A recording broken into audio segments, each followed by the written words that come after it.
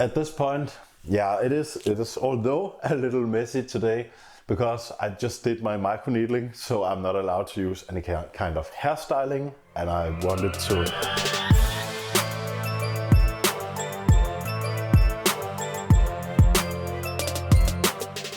What's up guys, it's Philippe. So if you've been following my channel for some time now, you know that back around December I did a video where I was doing 375 milligrams of testosterone weekly as a TRT / a little mini cycle, and I was trying to evaluate how high my DHT would rise at 375 mg of testosterone while being on 2.5 mg of finasteride daily. So as you already know guys, I am definitely not a doctor. I will never be a doctor. I'm not your doctor. This is by no means any kind of medical advice. This is just me sharing my lab test or my findings, and maybe I'll go through a study or anything like that. But it's definitely not any kind of medical advice that you should follow, and you shouldn't do anything I've done in this video. You should not consider it, and this is not something done without the help of a professional or doctor by your side or anything like that. So if you haven't seen the video yet, you should go and check it out so you know where I'm coming from and why I'm doing what I'm doing today. And maybe you'll get a little more background info on what I'm doing with my hair at this current stage. But you can also just follow this video and see where we're going.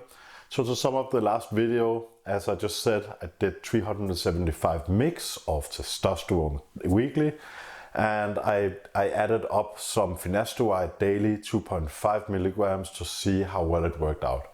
Well, in the end, when I got my lab results, it showed that I was about, I think it was 116 nanograms per deciliter, and that was way too high if you're experiencing hair loss.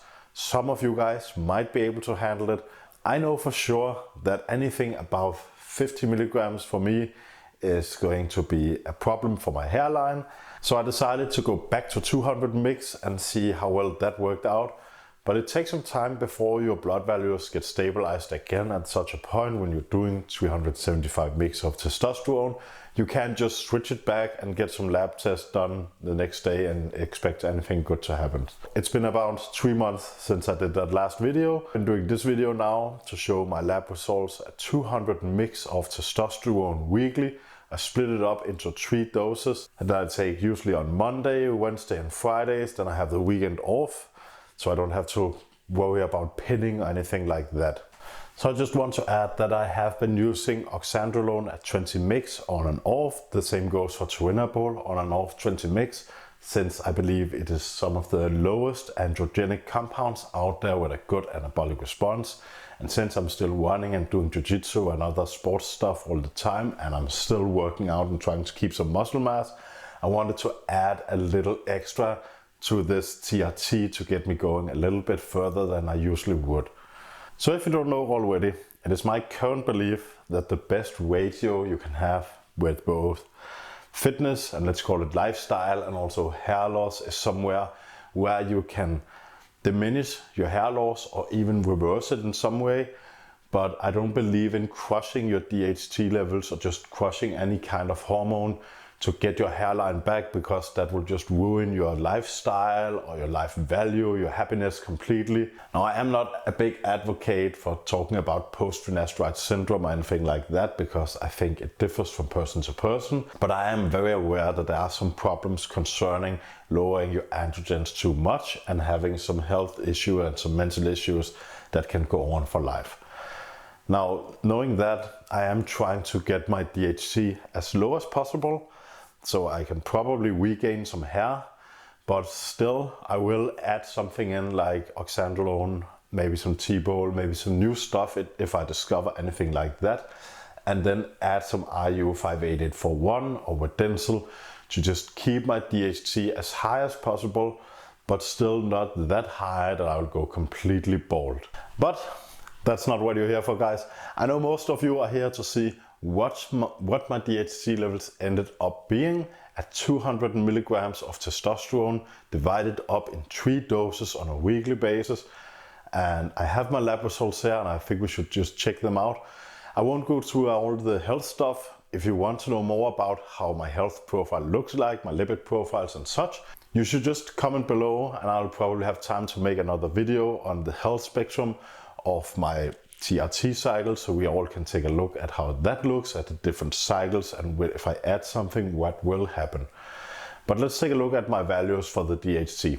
So as you probably can see, I'm all down to 41 nanograms per deciliter, which is a really good place to be at 200 milligrams of testosterone weekly.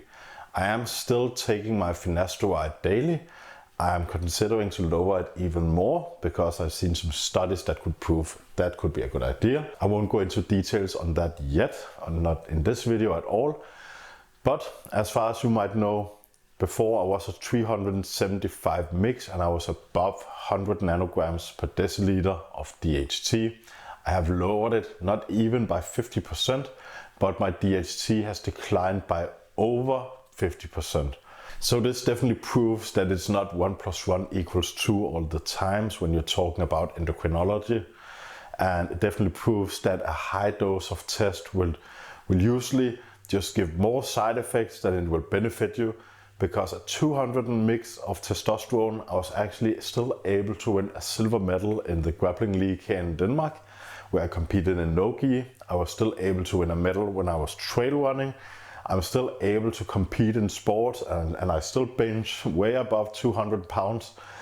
It is fairly easy for me to keep my current physique at 200 mg of testosterone, and I can always add a little oxandrolone or T-bol to the stack. Also, what might be of interest to a lot of you guys is of course that my hairline, if you ask me, definitely looks a lot thicker and denser compared to when I started doing these videos.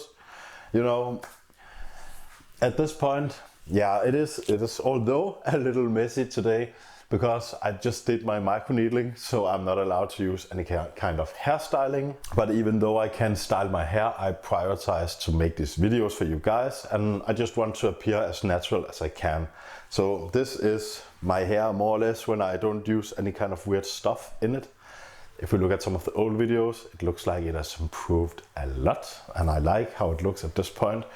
I'm still trying to get some more density going, and I hope with this current stack that it might help and improve it a little before summertime. When we hit summertime, I'm gonna stick with 200 mg of testosterone, but at that time I might add in the oxandrolone or T-bol again. So guys, there you have it.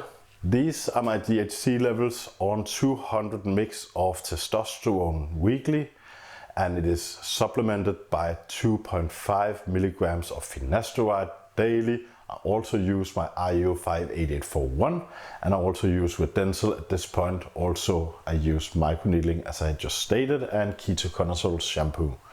If you want to know more about how it is going with my blood values, my lab test, and see more videos like this, consider to comment below, like, subscribe, whatever.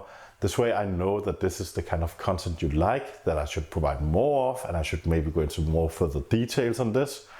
And guys, with that said, until next time, cheers.